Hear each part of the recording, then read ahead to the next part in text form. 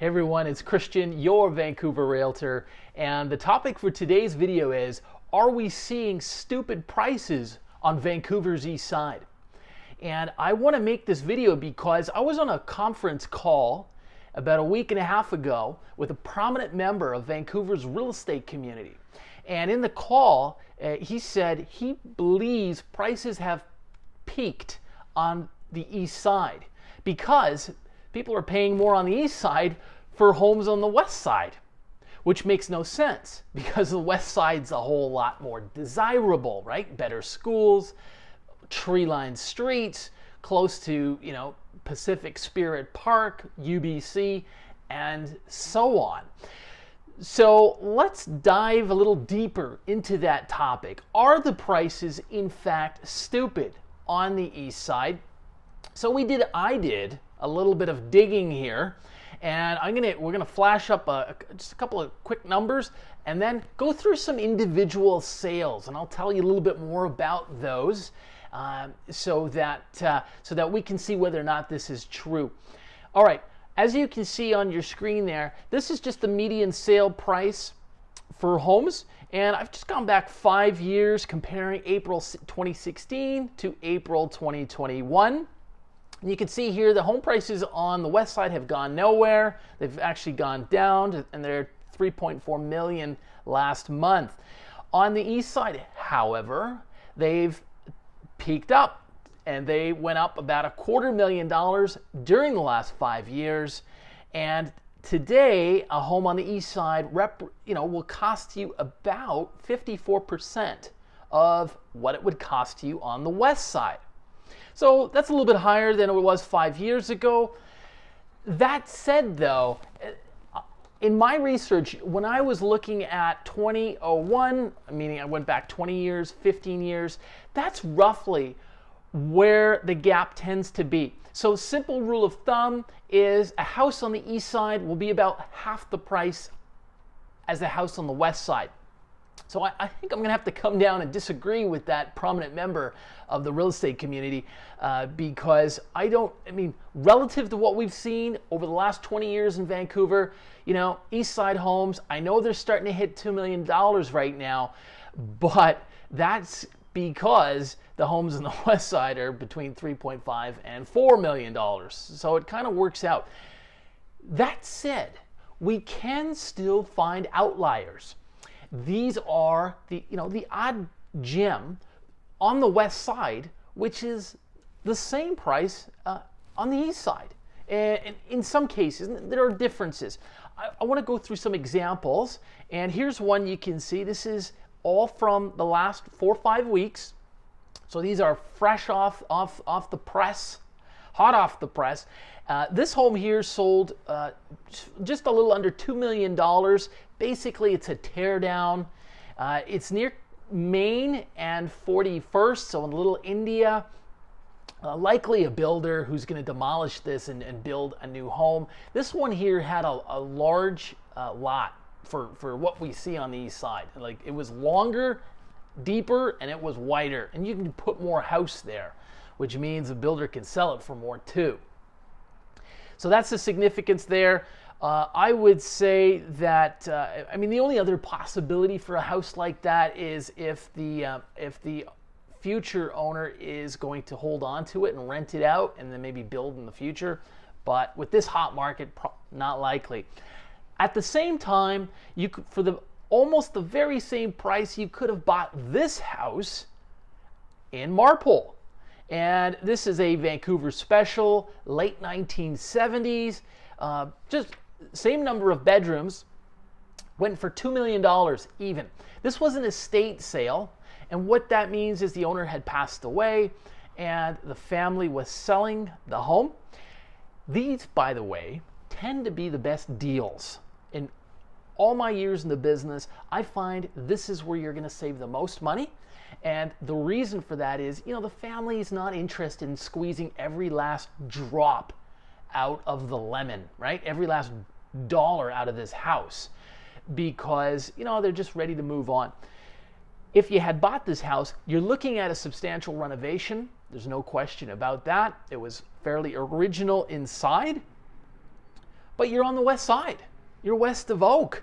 And, you know, on a quiet street, this is a corner lot, which is quite nice. It just needs some work. And in the back, you have to resod the backyard because, you know, it was just not looking good. Okay, so that's an example. Now, let's go back to the east side again. This is a house that sold in Killara last month. This house probably would have sold for $500,000 less in 1 year ago in the pandemic spring of 2020. And that just speaks to being able to buy when others are fearful.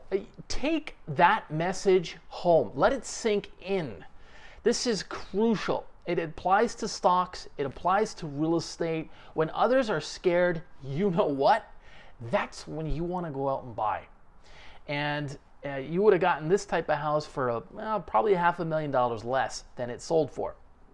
Anyway, it was listed for a little less than $2 million. This is a 5-bedroom, 2-bath, 1950s Canadian bungalow kind of house I grew up in the Toronto area, not in Vancouver. Nevertheless, listed under $2 million, sold for over $2.4 million. I mean, that is a ridiculous price for this house. I mean, but, you know, 5 years from now, it's probably going to look fairly standard. And you know, keep that in mind. Now, at the same time, you could have gone on the west side to Kids, just north of West 10th, and you could have bought this house. Same number of bedrooms, same number of bath, 5-bed, 2-bath. This is a character house in Kids, right? So it means you can't just tear it down. You obviously, if even if you're doing renovations, of course, you got to go to the city to get permits for it. City's a lot stricter with what you do with a character designated house. A character home is anything built before 1940, okay? And so keep in mind, basically sold for the same price as the home in Killara. So Kitsilano or Killara, where do you want to be? I like them both. But hey, I love the water, right? So I'm going into Kitsilano. So you can, if you're looking around, and this is what I tell my clients always. If I see they're too laser focused on one specific area, I'll say, okay, guys, let's just jump in the car. Let's just, I know you really like this neighborhood, but why don't we just go to the neighborhood next door and just see what is available there and compare it. And sometimes you can find something equally as good. Now, last, what I want to do is show you the most expensive sale in East Vancouver in the last 5 weeks. This house here sold for $4 million. That is impressive. This is just off the main intersection of Main and King Edward Street. Fairly sizable, 3,800 square feet in size. Only 1 year old. It had a laneway in the back, a little bit of patch of grass there separating the main house from the rear.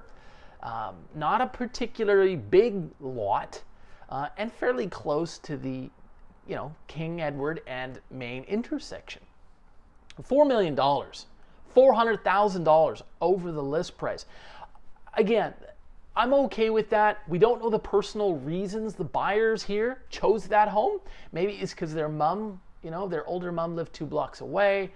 Maybe it's because they want to send their kids to a specific school. That's fine. In my view, however, I would take that money and I would have gone to the west side. If you have $4 million, you have no business buying on the east side. You should be buying on the west side all day long. And I'll show you an example of a house that you could have bought on the west side, right? Here's one from Arbutus. And this is just west of Mackenzie. 1 less bedroom, 3,200 square feet. So it's a big house, right? And you see 1 less bedroom, $300,000 is what you would have saved. And it's only 9 years old, right?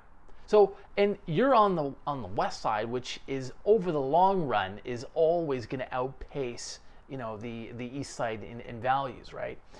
So I would give that some consideration. Another rule of thumb we use in real estate, and really savvy investors know this, it's better to buy the worst house in the best neighborhood than it is to buy the best house in a so-so neighborhood, right? It just makes sense. And that's why you see those articles that show a tear down house, lot for sale, $2.5 million on the west side. It's because it's in a great location and people will pay for the location. So that's a very key to remember. All right, so we gave you some examples here of what the east side is going for versus the west side. Taking a longer historical look at it, prices on the east are kind of where they should be, really. If you like the content of the video, give us a thumbs up or subscribe. We love having you, and we'll see you next time.